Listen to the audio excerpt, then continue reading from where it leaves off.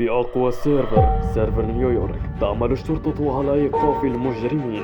هنا في محاولة كدح الإجرام تم عمل اتفاقية، ولكن لم تقف إلى هنا، فمحاولة التسلل إلى الدولة وكدحها كدحا لا يعقل. هنا تتدخل الشرطة في إيقاف المجرمين. هنا نشاهد القائد الأعلى في توجيه العساكر. Esto suena Morocco. Esa era Maracata Camaracara.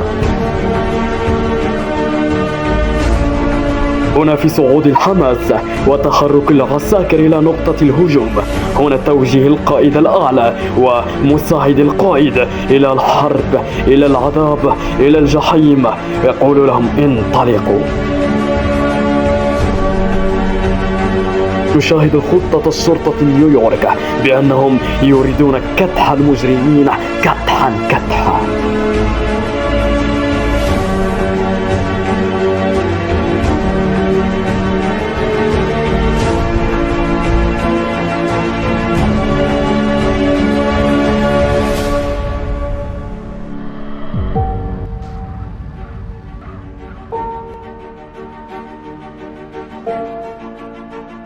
وهنا يأتي دور مساعد القائد في توجيه العساكر.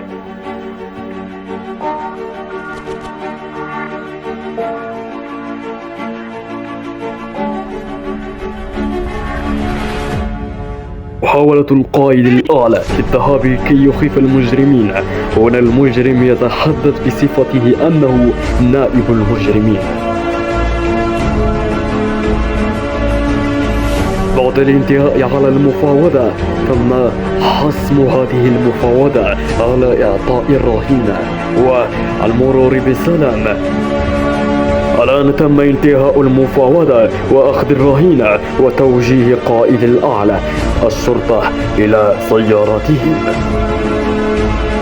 هنا إعطاء مسافة الأمان خوفا من إطلاق النار أو إيذاء المواطنين الأبرياء بالطقس. حتى المفاوضة دامت مدتها 20 دقيقة. تم إيقاف المجرم والقبض عليه بنجاح.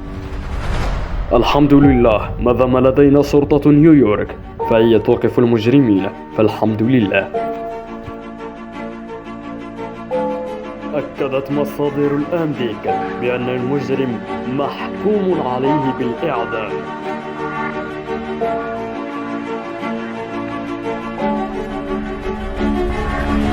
رحمه الله. كان معكم أخوكم باور لإعلانات سيرفر نيويورك. إذا أردت مقطعا مثل هذا المقطع لا تنسى أن تتصل بي.